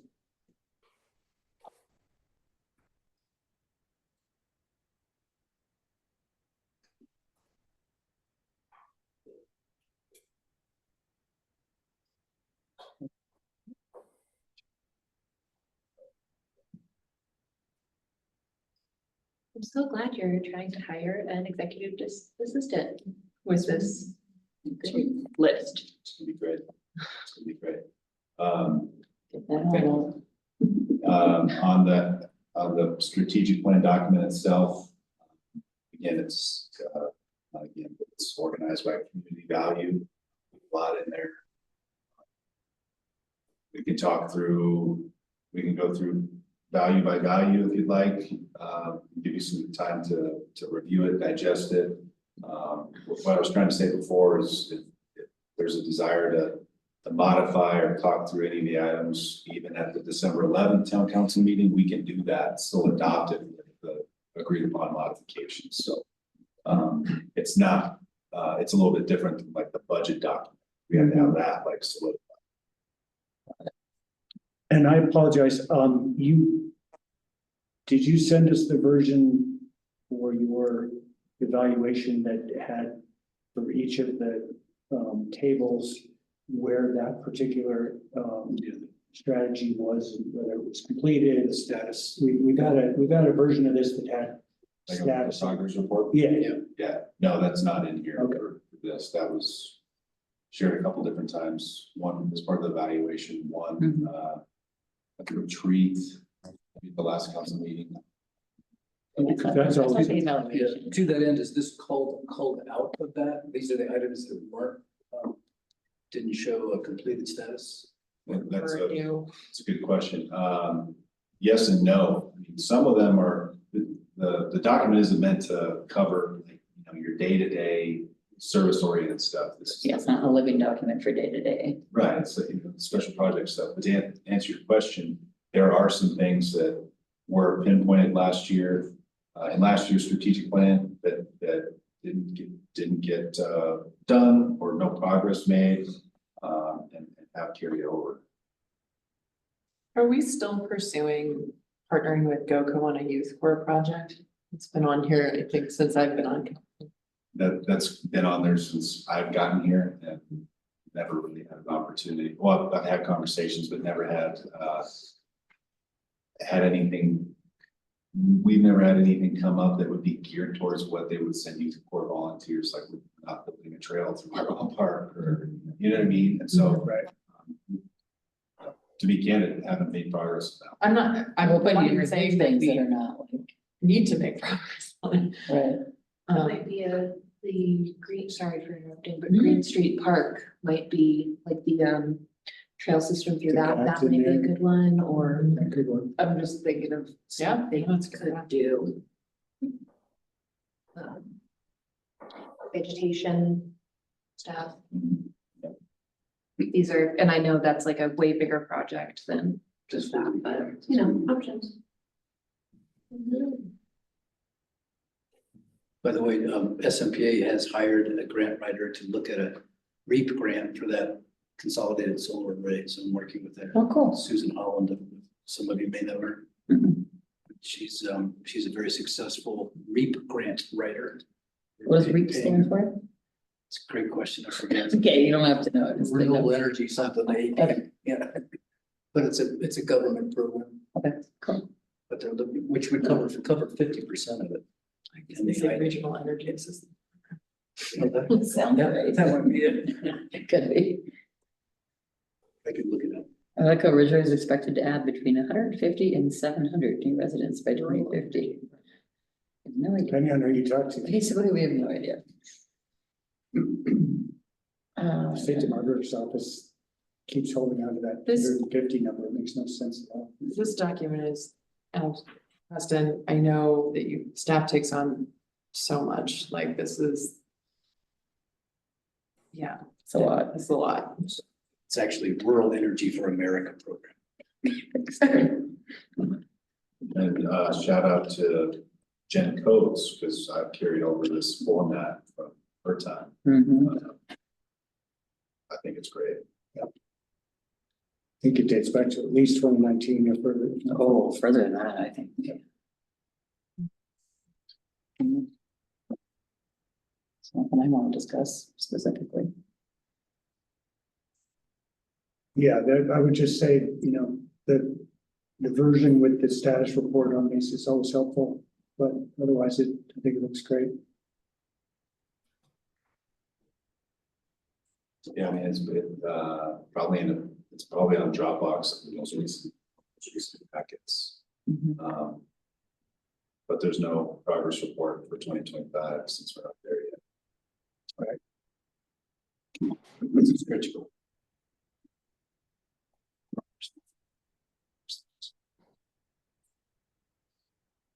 Yeah, so it's actually, I just looked, it's in the packet from the budget. I was just gonna say, I think I remember reading it, the budget retreat. Yep, strategic plan progress report from budget Sorry, we retreat 10, never 12. get to it, budget. It was at the end of the day, it's 6 hours, yeah. Yep, because I did scan through that, see line by line what the progress was or wasn't. Russ, you have anything to add? Nope. Nope. Good job. Thanks, Russ. See on the North Pole. I think so. Right. So are we done? We got everything covered? Anything else? Do you have anything? I think that, I mean, that's the agenda. If there's anything else. Pam, do you have anything you need from us to finalize? No, I'm just looking at this going, wow, there's not much sheeps on there. That's great. The only thing I have to wait for is to get the valuation from Susie from the assessor, and I'm ready to prepare your resolutions for adoption. Perfect. So that means the budget retreat last month was a success. Very few changes now. Right? Yep. There aren't many people left. I think you're the only member of the public left, Tom, and if there's anything you want to add, now's your chance. I'm only here for more curiosity.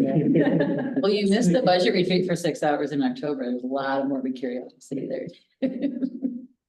No, I'm just interested in the process. Yeah. Thanks for being here. Okay, well, unless anybody has anything else, I will declare us adjourned. Cool. Thank you. Well, good. Take care. Thanks. Thank you. Bye, Have fun. Fana. Same as always.